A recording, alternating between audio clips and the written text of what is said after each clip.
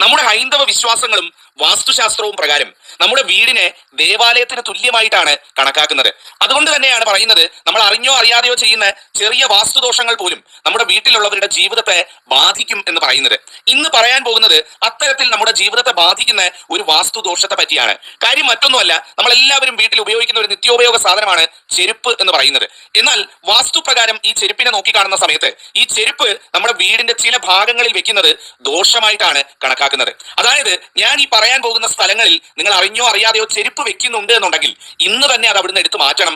ഒരു കാരണവശാലും ഈ പറയുന്ന സ്ഥാനങ്ങളിൽ ചെരുപ്പ് വെക്കരുത്. അത്തരത്തിൽ ചെരുപ്പ് വെച്ച് കഴിഞ്ഞാൽ ദുഃഖവും ദാരിദ്ര്യവും വിട്ടൊഴിയുന്നതല്ല. ഒരു കാരണവശാലും വീടിന്റെ മുന്നിൽ, അതായത് പ്രധാന വാതിലിന് നേരെ ചെരുപ്പ് കൂട്ടിയിടരുത് എന്നുള്ളതാണ്. പല വീടുകളിലും ഞാൻ ഈ വാസ്തു നോക്കാനൊക്കെ ചെല്ലുന്ന സമയത്ത് കാണുന്ന ഒരു കാര്യം, കുട്ടികളൊക്കെ കൂടുതലായിട്ടുള്ള വീടുകളിലാണ് ഈ പ്രധാന വാതിലിന്റെ നേരെ അല്ലെങ്കിൽ ആ പടിയുടെ ചുവട്ടിലായിട്ട് നിറയെ ചെരുപ്പുകൾ ഇങ്ങനെ കൂട്ടി വെച്ചിരിക്കും. വീട്ടിലുള്ള മുതിർന്ന അംഗങ്ങളും കുട്ടികളും എല്ലാം ചെരുപ്പ് കൂട്ടി വെക്കുന്നത് ആ പ്രധാന വാതിലിന്റെ നേരെയാണ്. ഒരിക്കലും അത് ചെയ്യരുത് കേട്ടോ. കാരണം നമ്മളുടെ വീട്ടിലേക്ക് ഓരോ ത്രിസന്ധിയിലും മഹാലക്ഷ്മി കടന്നു വരുന്ന വാതിലാണ് അല്ലെങ്കിൽ വഴിയാണ് ഈ പ്രധാന വാതിലിന്റെ അഭിമുഖമായിട്ടുള്ള ഇടം എന്ന് പറയുന്നത്. അതായത് പ്രധാന വാതിലിന്റെ കട്ടളയുടെ മുന്നിലോ അല്ലെങ്കിൽ പ്രധാന വാതിലിൽ നിന്ന് പുറത്തേക്ക് ഇറങ്ങുന്ന പടിയുടെ ചുവട്ടിലോ നേരെ മുമ്പിലായിട്ട് ചെരുപ്പ് ഒരു കാരണവശാലും കൂട്ടിയിടരുത്. ഈ വീഡിയോ കാണുന്ന എല്ലാവരും, മുതിർന്നവരെല്ലാവരും നിങ്ങളുടെ വീട്ടിൽ അങ്ങനെ ചെയ്യുന്നുണ്ടെങ്കിൽ ഇന്ന് തന്നെ അത് നിർത്തണം എന്നുള്ളതാണ് ഒന്നാമത്തെ കാര്യം എന്ന് പറയുന്നത്. ഒരു എഴുമ്പേറ്റവും ജീവിതത്തിൽ ഉണ്ടാവില്ല. ജീവിതത്തിൽ എന്നും ദുഃഖവും ദുരിതവും കഷ്ടപ്പാടും മാത്രമേ നമുക്ക് ഫലമായിട്ട് വരുള്ളൂ. നമ്മൾ സമ്പാദിക്കുന്നത് നമ്മൾ പോലും അറിയാതെ 1-ന് 10 ചിലവായി നമ്മളുടെ കയ്യിൽ നിന്ന് ഊർന്നു പോകുമെന്നാണ് പറയുന്നത്. ഒരിക്കലും വീടിന്റെ ആ മുമ്പിൽ ചെരുപ്പുകൾ ഇത്തരത്തിൽ പടിയിലോ അല്ലെങ്കിൽ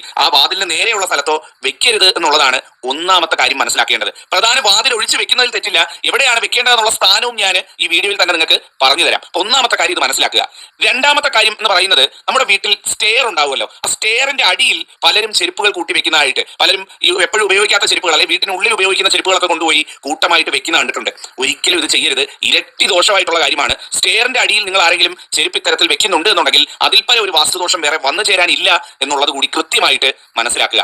മറ്റൊരു പ്രധാനപ്പെട്ട ഇടം എന്ന് പറയുന്നത്, നമ്മുടെ വീട്ടിൽ വിളക്ക് കത്തിച്ചു വെക്കുന്നതിന്റെ മുമ്പിൽ അല്ലെങ്കിൽ പൂജാമുറിയുടെ മുമ്പിൽ യാതൊരു കാരണവശാലും ചെരുപ്പിടാൻ പാടില്ല എന്നുള്ളതാണ്. അതായത് നമുക്കറിയാം, ഏറ്റവും ദൈവീകമായിട്ടുള്ള സ്ഥാനമാണ് വിളക്ക് കത്തിച്ചു വെക്കുന്ന ഇടം എന്ന് പറയുന്നത്. പല വീടുകളിലും നിലവിളക്ക് വീടിന്റെ ഉമ്മറത്താണ് കത്തിച്ചു വെക്കുന്നത്. അങ്ങനെയാണെന്നുണ്ടെങ്കിൽ ആ നിലവിളക്കിന്റെ മുൻഭാഗത്ത് ഒരു കാരണവശാലും ഒരു ചെരുപ്പ് പോലും കിടക്കാൻ, ഒരു ചെരുപ്പ് പോലും ഇടാൻ പാടില്ല എന്നുള്ളതാണ്. അത് നമ്മൾ വരുന്ന മഹാലക്ഷ്മിയെ നമ്മൾ തിരിച്ചയക്കുന്നതിന് തുല്യമായിട്ടാണ്. അപ്പം ഈ പൂജാമുറിയുടെ വാതിൽക്കലോ അല്ലെങ്കിൽ നിലവിളക്ക് കത്തിച്ചുമ്മറത്ത് വെക്കുന്ന ആ ഒരു ഇടത്തോ അതിന് മുൻഭാഗത്തായിട്ട് വരുന്നിടത്തോ ഒരിക്കലും ചെരുപ്പിടരുത് എന്നുള്ളതാണ് മൂന്നാമത്തെ കാര്യം.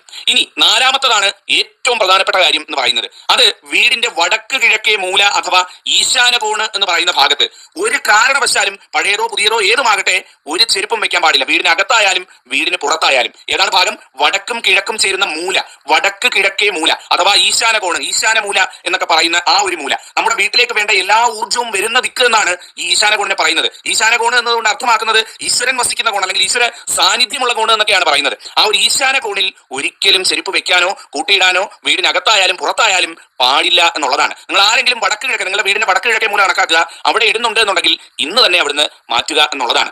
അതുപോലെ തന്നെ വീടിനുള്ളിൽ ഉപയോഗിക്കുന്ന ചെരുപ്പുകളുണ്ടല്ലോ, നമ്മൾ വീടിനകത്തിടാനായിട്ട് തനിയെ ചെരുപ്പുകൾ വാങ്ങി ഉപയോഗിക്കുന്നവരുണ്ട്. വീടിന് പുറത്തിടാൻ ഒരു ചെരുപ്പ്, വീടിനകത്ത് ആവശ്യങ്ങൾക്ക് വെറും തറയിൽ നടക്കാൻ ബുദ്ധിമുട്ടൊക്കെ ഉള്ളവർ ചെരുപ്പ് വാങ്ങിച്ചിടും. അങ്ങനെ ഉപയോഗിക്കുന്ന ചെരുപ്പ് അടുക്കളയിൽ ഒരിക്കലും കൊണ്ടുപോയി വെക്കരുത്. അടുക്കളയിൽ വീടിനുള്ളിൽ ഉപയോഗിക്കുന്ന ആയിക്കൊള്ളട്ടെ, പുറത്ത് ഉപയോഗിക്കുന്ന ആയിക്കൊള്ളട്ടെ, അല്ലെങ്കിൽ മഴ പെയ്യുന്ന സമയത്ത് മഴ കൊള്ളാതിരിക്കാനായിട്ട് എടുത്ത് അടുക്കളയിൽ വെക്കുന്നതായിക്കൊള്ളട്ടെ, ഇതൊന്നും ചെയ്യാൻ പാടില്ല. അടുക്കളയിൽ യാതൊരു കാരണവശാലും ചെരുപ്പ് വെക്കരുത്. മഴ പെയ്യുന്ന സമയത്ത് പോലും എടുത്ത് അടുക്കളയ്ക്കകത്ത് കൊണ്ടുവന്ന് വെച്ച് കളയരുത്, മാറ്റി മറ്റേതെങ്കിലും മുറികളിലോട്ട് വെക്കേണ്ടതാണ്. അപ്പം അടുക്കളയിലും ഇത്തരത്തിൽ ചെരുപ്പ് ഉപയോഗിക്കാൻ പാടില്ല എന്നുള്ളതാണ്. ചെരുപ്പ് ഉപയോഗിക്കുന്ന സമയത്ത് എപ്പോഴും എല്ലാവരും ശ്രദ്ധിക്കണം, ഒരു വ്യക്തി മരിച്ചുപോയി കഴിഞ്ഞാൽ ആ മരിച്ചുപോയ വ്യക്തിയുടെ ചെരുപ്പ് ഒരിക്കലും മറ്റൊരു വ്യക്തി ഉപയോഗിക്കാൻ പാടില്ല എന്നുള്ളതാണ്. പൊതുവെ അവ വീടുകളിൽ സൂക്ഷിക്കുന്നത് പോലും ദോഷമായിട്ടുള്ള കാര്യമാണ്. അങ്ങനെ ആരെങ്കിലും ചെയ്യുന്നുണ്ടെങ്കിലും ഒന്ന് ശ്രദ്ധിക്കുക എന്നുള്ളതാണ്. അതുപോലെ തന്നെ പൊട്ടിയത് ഉപയോഗശൂന്യമായിട്ടൊക്കെയുള്ള ചെരുപ്പുണ്ട് എന്നുണ്ടെങ്കിൽ സമയാസമയത്ത് അത് ഉപേക്ഷിക്കുകയോ കത്തിച്ച് കളയോ ചെയ്യുക. ഒരിക്കലും വീട്ടിൽ അത് കൂട്ടിയിടരുത്. പൊട്ടിയ ചെരുപ്പുകളൊക്കെ വീട്ടിൽ കൂട്ടിയിടുന്നത്, പുതിയത് വാങ്ങിയതിനു ശേഷവും പഴയ തേഞ്ഞു പോയത് അല്ലെങ്കിൽ പൊട്ടിപ്പോയ ഉപയോഗശൂന്യമായ ചെരുപ്പ് വീട്ടിൽ കൂട്ടിവെക്കുന്നത് ദാരിദ്ര്യത്തെയും ദുഃഖത്തെയും ക്ഷണിച്ചു വരുത്തും എന്നാണ് പറയുന്നത്. നെഗറ്റീവ് ഊർജ്ജത്തിന്റെ കൂടാരമാണ് അത്തരത്തിലുള്ള ചെരുപ്പുകൾ എന്ന് പറയുന്നത്. അപ്പൊ അതും കൂടി ഒന്ന് പ്രത്യേകം ശ്രദ്ധിക്കുക.